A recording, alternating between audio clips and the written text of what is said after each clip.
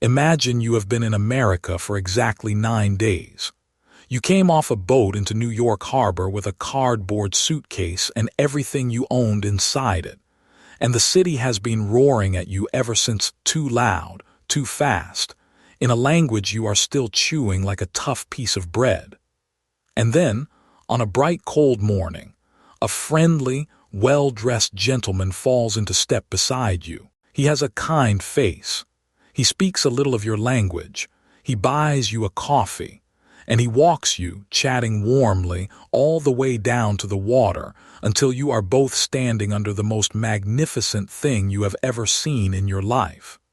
2 great stone towers, a web of steel cables strung against the sky, the Brooklyn Bridge humming with carts and horses and thousands of people, all of them paying, you notice, a little toll to cross. And your new friend sighs and he looks up at it the way a man looks at something he loves, and he says, "I'll be honest with you, my situation forces me to sell. It breaks my heart, but somebody has to own it and collect those tolls, and it might as well be a sharp young fellow like you." He lowers his voice. He tells you what a bridge like this brings in every single day. He shows you a thick document, an official deed, stamped and signed. And he names a price that, for the deed to a bridge that thousands of people pay to cross, sounds almost too good to be true. Now, hold that man in your mind, the warm one, the kind one, the one who just happened to find you. Because he does not own the Brooklyn Bridge. He does not own so much as one rivet of it. And he is about to sell it to you, the way he has sold it to a dozen wide-eyed newcomers before you, and the way he will sell it to a dozen more after some weeks, if the stories are true twice. This is the man who turned the landmarks of New York into his own private inventory. And by the time we are done, you are going to understand exactly how he did it, for decades, and exactly why it worked. And I promise you, the reason it worked is sitting a lot closer to home than you would like. Hello, I'm Eddie. Pull up a chair. If you're new here, this is the place where I take the greatest cons in history down off the shelf, turn them over in my hands, and marvel at the workmanship. Because I am, I'll admit it, a man with a hopeless soft spot for a beautiful swindle. I've never pulled one. Let's be clear about that, my lawyer insists. The grandest scheme I ever ran was talking my mate Sully into splitting the cost of a lawnmower we were going to rent out to the whole street, and Sully spent the profits on the first afternoon and mowed exactly one lawn, his own, badly. So no, I'm not the operator. I'm the fellow in the cheap seats leaning forward, whispering how did he do that. And of all the operators I've ever studied, the man in this story holds a special place in my heart because he didn't sell a stock that didn't exist or a gold mine in a swamp. He sold the Brooklyn Bridge. He sold Grant's tomb. He sold, if the legends are to be believed, the Statue of Liberty herself. He looked at the great public monuments of the biggest city in America, things owned by everybody, things you could not possibly buy, and he saw a shop window. His name was George C. Parker, and I have to warn you before we start. This is a story where you will spend the whole time laughing at how absurd it is that anyone fell for it, right up until the moment you realize you would have fallen for it too. So let me tell you about the man who sold New York, one landmark at a time. Here's what we can say with reasonable confidence. And then I'm going to be straight with you about the parts we can't, because that honesty is the whole difference between history and a tall tale. George C. Parker was a real man, born in New York around 1860, give or take, and active as a con artist from roughly the 1880s into the 1920s. That's a working life of something like 40 years running scams in one city, which by itself tells you the man was very, very good at this, because a clumsy con artist does not last 40 months, let alone 40 years.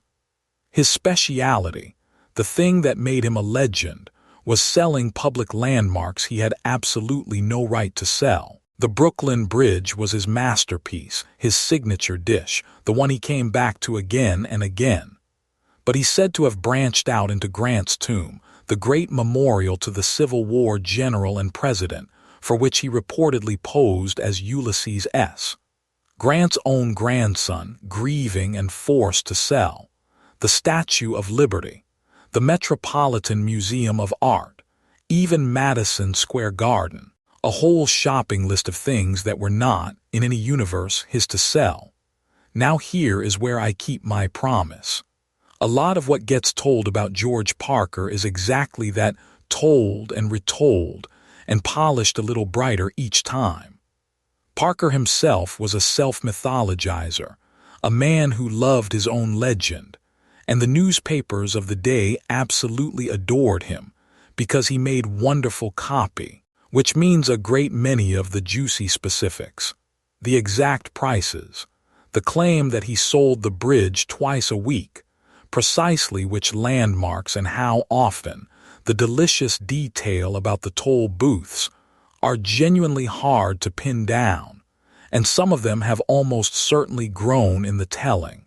The honest truth is that the documentary record on Parker is thin, and the legend around him is thick, and I'm not going to pretend the one is the other. So when I give you a figure, here and about in front of it, when I tell you a famous anecdote, know that it's the story people tell, which is not quite the same as a sworn fact. But the spine of it, a man who sold New York's landmarks with forged papers for decades and died in prison for it, that part is solid. And the spine is more than enough. To understand why the trick worked, you have to stand where the mark stood. Picture New York at the turn of the century. Every single day, boatloads of people arrive from Europe, Italy, Ireland, Poland, Russia, everywhere pouring through the harbor, past the Statue of Liberty, into a city that is growing so fast it barely knows its own name. These are not fools. Let me say that clearly because it matters. They are brave, hungry, hard-working people who crossed an ocean on a rumor of a better life. But they arrive knowing almost nothing about how America actually works, who owns what, what's for sale, what a deed looks like, what's normal and what's insane. And they arrive carrying one enormous, glowing, dangerous thing in their chests, the dream. The American dream, brand new and unscratched. The absolute conviction that here, unlike back home, a nobody can become a somebody overnight, that fortunes are lying around for the taking, that the streets are, if not quite paved with gold, at least paved with opportunity for a man sharp enough to grab it. And there, straddling the East River, is the Brooklyn Bridge, finished in 1883, one of the wonders of the age, the biggest suspension bridge in the world. And this is the part that lights the whole con, a bridge that charged a toll. Everybody crossing it paid. All day, every day, thousands upon thousands of people, dropping their pennies to walk or ride from one side to the other. So put yourself in the shoes of a newcomer who does not yet understand that a bridge like that belongs to the city, to the public, to everyone. You just see a machine that collects money from a river of people forever. You see the single greatest toll booth on earth, and a friendly man is telling you it can be yours. Of course your heart starts pounding. He's not selling you a bridge. He's selling you a river of pennies that never stops flowing. He's selling you the dream itself with a price tag on it. So how did he actually do it again and again for years? And here I want to be careful because I love the cleverness of this and I will show it to you, but I'm showing you a museum piece behind glass, not handing you a set of tools. This isn't a manual. It's a warning with the workings visible. It starts always with choosing the right mark. And Parker was a craftsman of the mark. He wasn't grabbing people at random. The stories tell of him working the areas where newcomers landed, watching, listening, and selecting. He wanted someone new to the country, someone who didn't know the lay of the land, someone who couldn't easily check a claim or ask a knowing local, "Hey, is this normal?" Because the knowing local is the con man's natural enemy.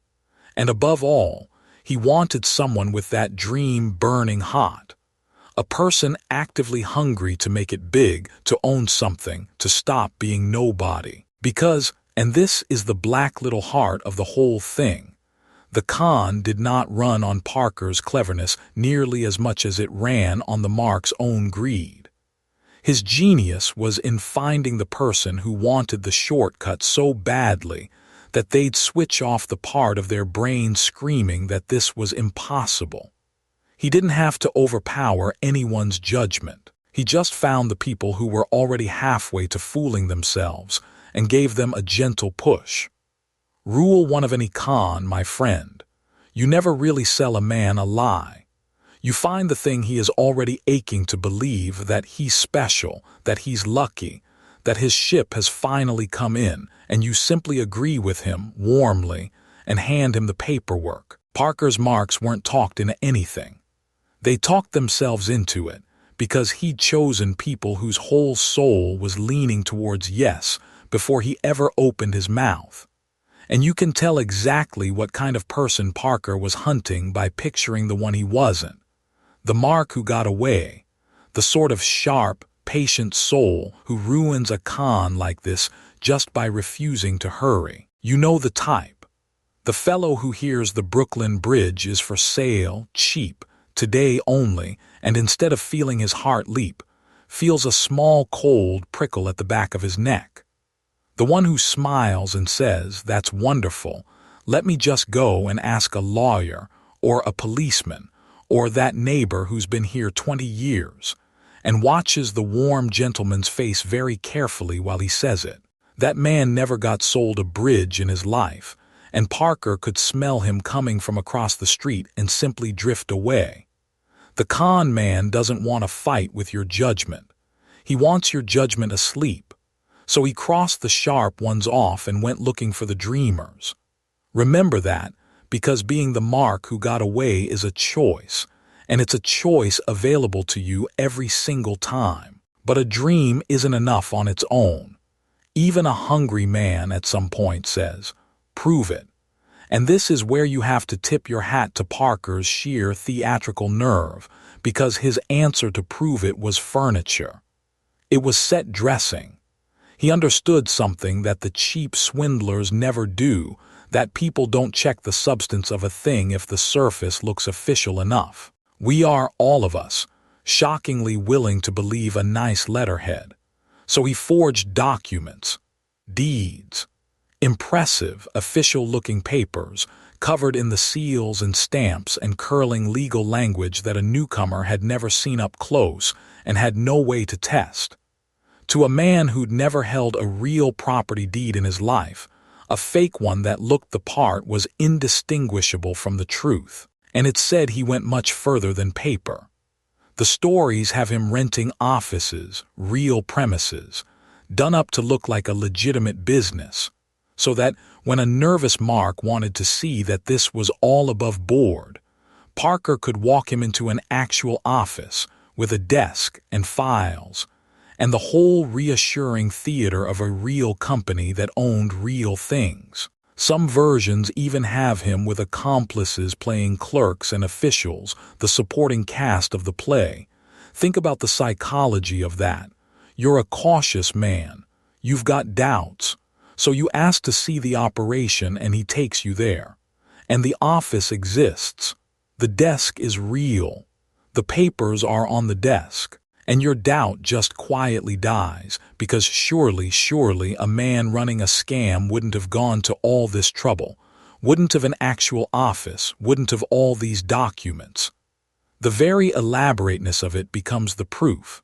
That's the trap, and it's a beautiful, horrible one. The more effort a con man visibly puts in, the more real it feels, when in truth the effort is the con. The office isn't evidence he's honest. The office is the most expensive lie in the whole performance. And then he closes. Warmly, reluctantly, like a man doing you a favor he'll probably regret. He needs to sell fast, you see. A sudden misfortune, a death in the family, he's leaving the country, whatever the story that day required. And so he can't hold out for the real value.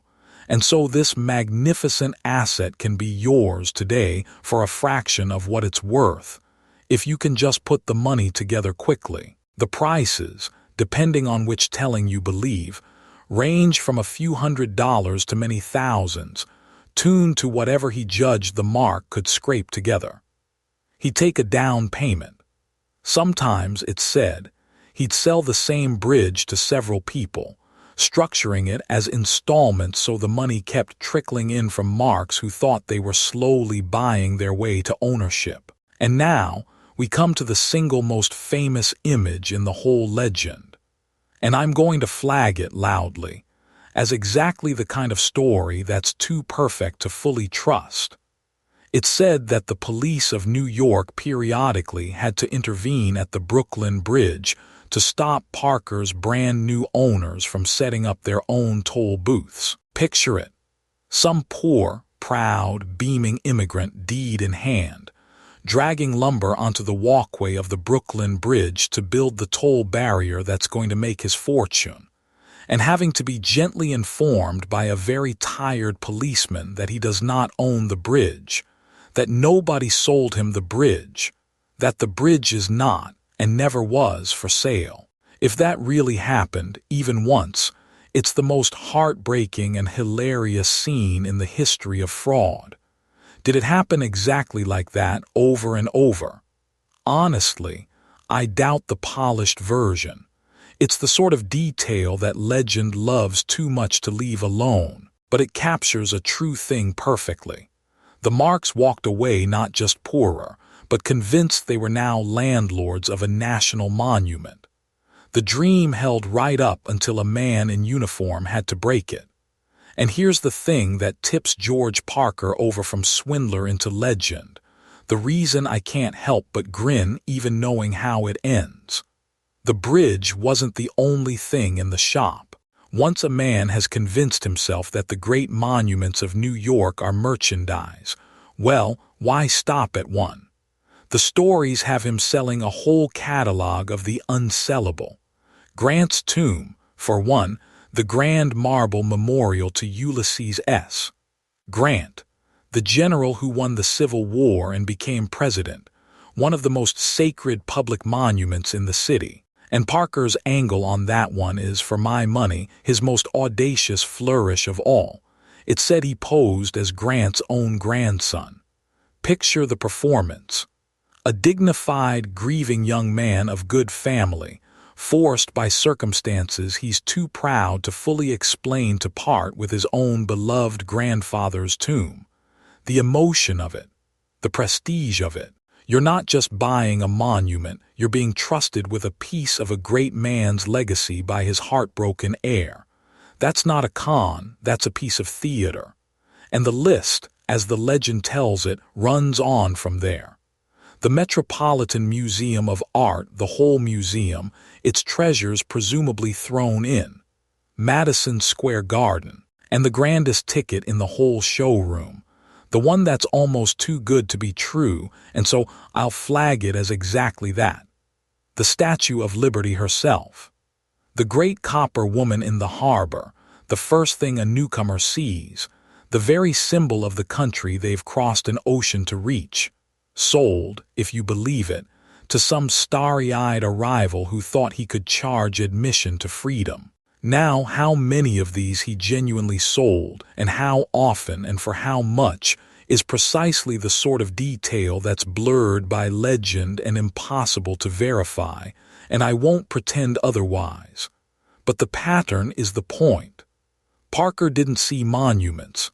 He saw stock. He looked at everything a city holds sacred and priceless, and he saw a price tag on every one of them because he understood that the Mark's dream doesn't care what's sacred. The dream only cares what makes money. and a statue that greets 1 million immigrants a year looks, to the right hungry eyes, like the finest turnstile in the world. And you're sitting there thinking, Eddie, how? How does a man sell the same bridge in the same city for the better part of 40 years without the whole thing collapsing? Wouldn't word get out? And the answer is one of the quietly awful things about this kind of con. The reason it's so durable, and it's this: shame keeps the secret. Think about the mark. He hands over his savings, money he crossed an ocean to earn, money his family is waiting on for a deed to the Brooklyn Bridge. And then he discovers, at the toll booth or the town hall or from a laughing neighbor, that he has been played for an absolute fool. What does he do? Does he march into a police station and announce, in his broken English in front of everyone, that he genuinely believed he had bought the Brooklyn Bridge? Most of them couldn't bear it. The humiliation was worse than the loss. To report the crime, you have to first confess, out loud, to a stranger with a badge, that you were greedy and gullible enough to think a bridge was for sale. And so a huge number of Parker's victims simply swallowed it. They ate the loss and the shame, and they told no one. And they got on with the brutal business of surviving in a new country a little poorer and a lot warier. The con fed on the very dream that made America shine for them, and then it used their embarrassment about that dream to cover its own tracks. That's the machine. Greed opens the door and shame locks it behind you. That's how a man sells the same bridge for a generation. But no con runs forever, and here is where the delighted grin I've been wearing has to fade, because this is the part the legend rushes past, and it's the part that actually matters. George Parker was arrested. More than once. The law over the years caught up with him again and again. He was convicted multiple times, did stretches inside, came out, and went right back to selling monuments, because that was who he was and he could not or would not stop. And in the end, it was his own persistence that finished him. New York, like a lot of places, had a law for the habitual criminal, the man who simply will not quit, get convicted of enough serious felonies, and the third one doesn't just earn you another short sentence. It earns you life. And that's what happened to George C. Parker. A third felony conviction under the state's habitual offender law, and the charming man who sold the Brooklyn Bridge was sent to Sing Sing prison, the grim fortress up the Hudson, for the rest of his natural life. And that is where he died in 1936. Not on a beach with a cocktail and a false name. Not rich and laughing in some faraway country. In a prison cell, an old man, locked up for good, his 40 years of dreams and deeds and rented offices all ending behind stone walls and iron bars. Now there's a twist even here, and it's the kind of thing that makes these stories stick. By all accounts, the guards and fellow inmates at Sing Sing rather liked him. He was a famous man, an entertaining man, and prison, of all places, may have given him the appreciative audience he'd always craved. But make no mistake about the shape of it. The great sharp operator who spent his life proving that he was cleverer than everyone else was outsmarted in the end by the plainest, dumbest fact of all. If you keep doing crimes in the same city for 40 years, the city eventually keeps you. He didn't beat the house. Nobody beats the house. The house just waits. And yet here's the strange immortality of the man. George Parker lost. He died in a cell.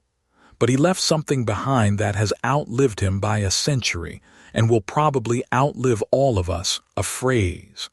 Because he is widely credited as the source of one of the great sardonic sayings in the English language. When somebody tells you something so obviously, insultingly false that only a fool could swallow it, what do you say? You say, "Sure, pal, and if you believe that, I've got a bridge to sell you." That's him. That's George Parker's bridge, echoing down the decades every time anyone anywhere warns a friend not to be a mark. He wanted, I suspect, to be remembered as the sharpest man in New York. Instead, he became a punchline, a proverb, the permanent patron saint of the too good to be true, which is, when you think about it, a fitting sort of sentence, longer than any Sing Sing could hand down. Every single day, without knowing it, people all over the world quote the con that ruined him. A schoolteacher warning a class, a mother warning a son, a friend warning a friend over a beer, all of them reaching, without a clue whose ghost they are summoning, for George Parker's bridge. He didn't get the fortune. He didn't get the freedom.